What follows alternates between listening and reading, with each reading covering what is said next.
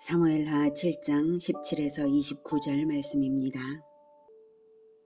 13절부터 듣겠습니다.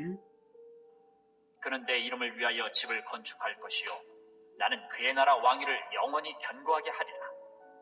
나는 그에게 아버지가 되고 그는 내게 아들이 되리니 그가 만일 죄를 범하면 내가 사람의 매와 인생의 채찍으로 징계하려니와 내가 내 앞에서 물러나게 한 사울에게서 내 은총을 빼앗은 것처럼 그에게서 빼앗지는 아니하리라. 내 집과 내 나라가 내 앞에서 영원히 보존되고 내 왕위가 영원히 견고하리라 하셨다 하라. 나단이 이 모든 말씀들과 이 모든 계시대로 다윗에게 말하니라. 다윗 왕이 여호와 앞에 들어가 앉아서 이르되, 주 여호와여, 나는 누구이오며 내 집은 무엇이기에 나를 여기까지 이르게 하셨나이까? 주 여호와여, 주께서 이것을 오히려 적게 여기시고 또 종의 집에 있을 먼 장래의 일까지도 말씀하셨나이다. 주 여호와여, 이것이 사람의 법이니이다. 사랑하는 형제 여러분, 5월 17일 화요일 새벽 목상에 오신 것을 환영합니다.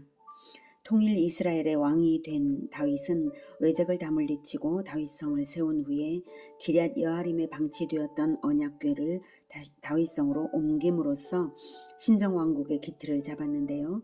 더 나아가 하나님께 성전을 지어드리기를 원했더니 하나님께서는 오히려 네가 내 집 짓겠다고 했으니까 내가 네 집 지어준다고 다윗에게 영원한 왕권을 언약하셨습니다. 이것을 다윗 언약이라고 합니다. 하나님은 그러나 성전 건축 자체는 다윗에게 허락하지 않으시고 다윗의 후손이 할 것이라고 하셨습니다. 그것은 하나님의 집은 진정으로 하나님을 만나는 영원한 집이어야 하므로 건축물에 그치는 것이 아니라 하나님을 만나는 교회 공동체가 진정한 집이 될 것을 암시하신 것이고요. 그 교회 공동체를 세울 영원한 왕 그리스도를 다윗의 후손으로 보내시겠다는 말씀입니다. 그리스도께서 건축을 하지는 않으셨잖아요. 교회 공동체를 세우셨죠. 그것을 위하여 오셨고요. 그러므로 이제 다윗의 왕가는 영원한 왕가로서 하나님이 보장하여 세우실 것을 말씀하셨습니다. 사울의 왕위가 불과 40년밖에 가지를 못했고 자기 아들에게도 물려지지 않은 것을 본 다윗이므로 왕가의 영원함을 말씀하신 하나님의 은혜는 참으로 놀라운 것입니다. 그리스도를 후손으로 주실 것이기에 그리하시겠다는 것입니다. 이 다윗 언약의 은혜는 참으로 감당하기 어려운 큰 은혜였습니다. 그래서 다윗은 언약궤가 안치된 성막에 나아가 감사기도를 올렸습니다. 다윗 왕이 여호와 앞에 들어가 앉아서 이르되, 주 여호와여, 나는 누구이오며 내 집은 무엇이기에 나를 여기까지 이르게 하셨나이까.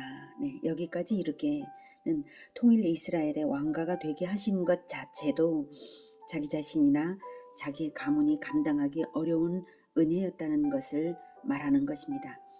이미 주신 은혜만으로도 놀라운데 19절에 주께서 이것을 오히려 적게 여기시고, 이미 주신 것도 놀라운데 오히려 적게 여기시고 또 종의 집에 있을 먼 장래의 일까지도 말씀하셨나이다. 먼 장래의 일, 그리스도를 후손으로 태어나게 하셔서 이루실 영원한 왕가에 관한 일까지도 약속하여 주셨습니다. 주 여호와여, 이것이 사람의 법이니이다. 하나님께서 사람에게 법을 주시죠. 그리고 그 법이 원리대로 위대한, 그 법의 원리대로 위대한 모범을 보여주시는 하나님을 찬양하는 것입니다. 그 원리는 예수님께서 율법과 선지자의 강령이라고 하신 그 원리인데요. 모든 율법서와 선지서, 즉 모든 성경의 핵심 원리라고 하신 그 원리는 바로 대접받으신 대로 대접하시는 원리입니다. 즉 다윗이 하나님께 하나님의 집 건축을 대접해 드리겠다고 했더니 하나님이 오히려 다윗의 집 영원한 왕가를 지어주시겠다고 대접하신 것입니다. 마태복음 7장 11, 12절에 그 원리를 말씀하시죠. 너희가 악한 자라도 좋은 것으로 자식에게 줄 알거든 하물며 하늘에 계신 너희 아버지께서 구하는 자에게 좋은 것으로 주시지 않겠느냐? 그러므로 무엇이든지 남에게 대접을 받고자 하는 대로 너희도 남을 대접하라. 이것이 율법이요 선지자니라. 하나님의 영광을 위하여 구하는 자녀에게 하나님께서 놀라운 영광으로 돌려주신다는 것이 바로 성경의 바탕에 흐르는 핵심이라는 말씀입니다. 이 원리가 핵심 진리이기 때문에 하나님은 자기 아들을 죄인들에게 대접하시기 전에 먼저는 동일한 대접을 받으셔야 해서 아브라함에게 독자 이삭을 번제로 바치라고 명령하셨던 것이죠. 그리고 아브라함의 순종을 확인하시자 곧 중단시키시고는 아브라함의 후손이 대적의 성문을 차지할 것, 즉 하나님의 아들을 아브라함의 후손으로 주셔서 마귀의 머리를 깨뜨리고 인류 구원을 이룰 것을 언약하셨습니다. 내가 독자 이삭을 나에게 아끼지 않았으니 나도 내 독생자 그리스도를 너에게 아끼지 않고 주겠노라는 말씀이셨죠. 그래서 아브라함은 오고 오는 모든 교회, 모든 믿는 자의 대표로서 하나님의 아들을 선물 받을 언약을 받은 것입니다. 다윗은 바로 이 진리를 하나님이 사람에게 세우시고 그 법의 원리대로 은혜를 베풀어 주시는 것을 찬양한 것입니다.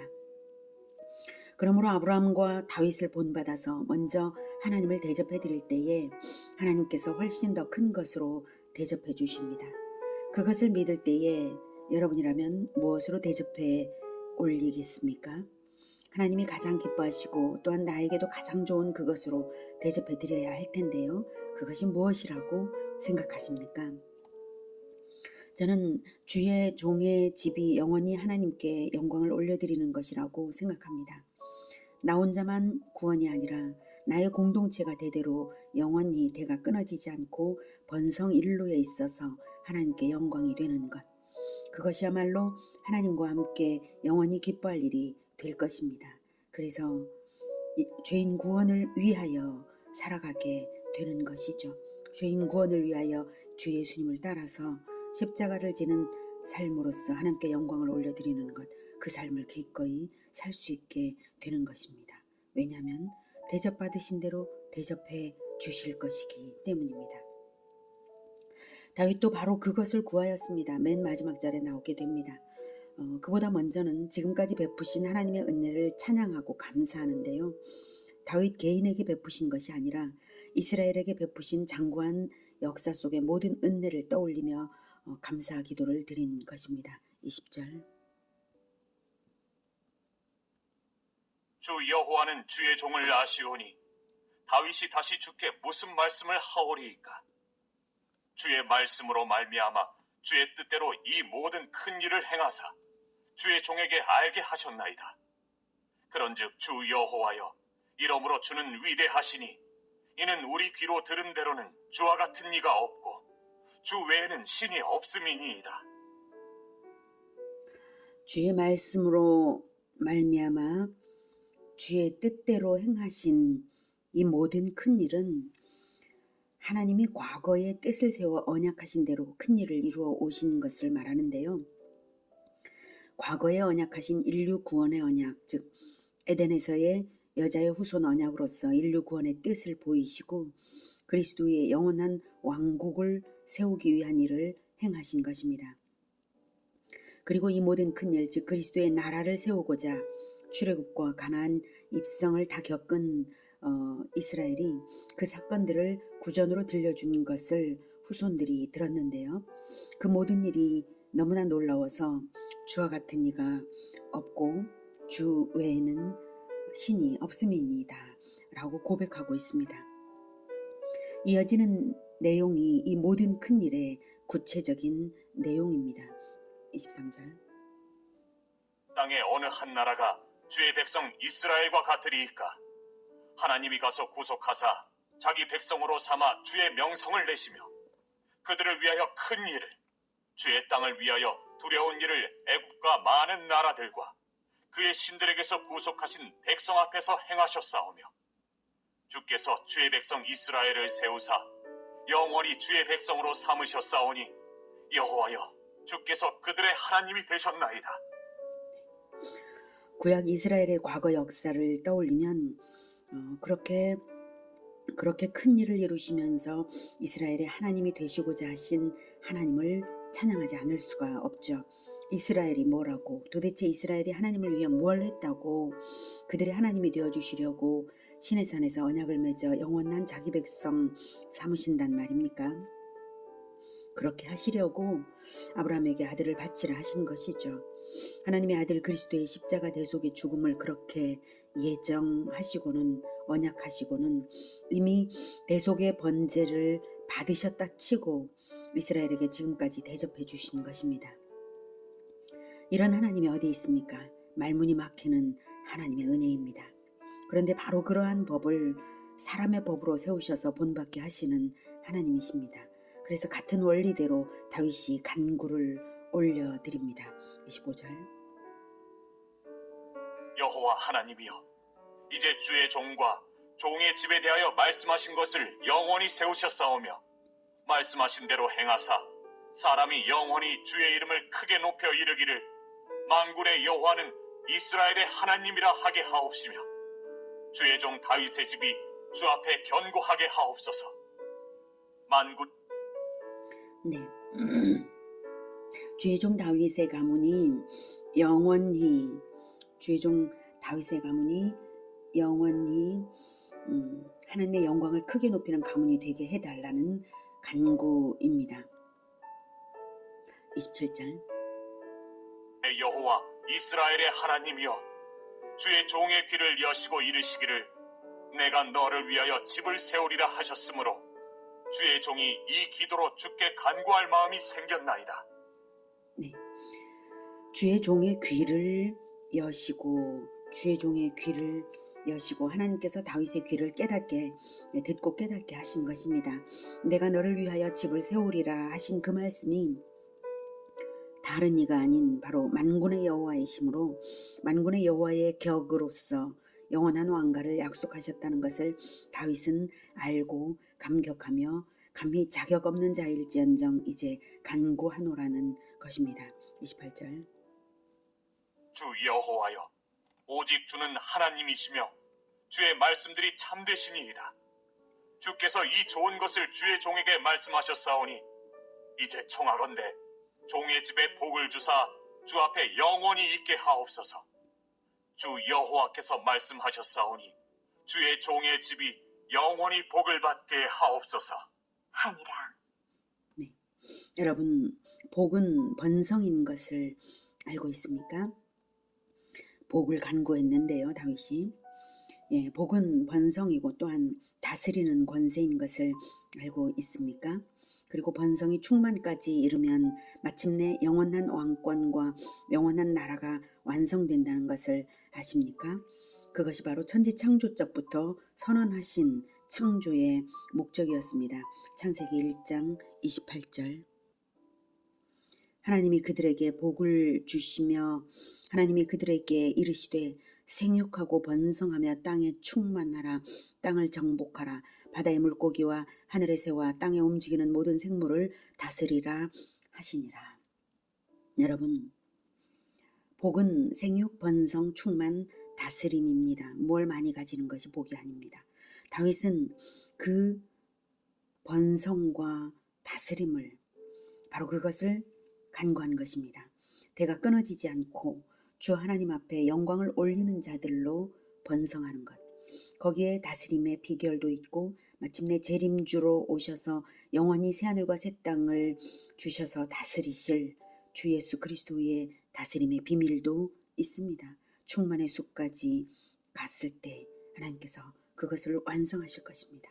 그러니 여러분, 우리도 다윗과 동일한 기도로서 올려드리길 바랍니다. 이미 우리에게 주신 언약은 다윗 언약 안에 있습니다. 우리를 왕같은 제사장으로 부르셨지 않습니까? 그리고 모든 민족을 제자 삼으라고 사명을 주셔서 보내고 계시지 않습니까? 하늘과 땅의 모든 권세를 가지신 예수님께서 우리와 함께 하시지 않습니까? 믿음으로 받는 자들은 다윗처럼 간구하며 믿음으로 나아갈 때에 다윗의 후손 그리스도 예수님 안에서 다윗의 복이 우리를 통해서 이루어지는 것입니다. 할렐루야. 기도하겠습니다. 하나님,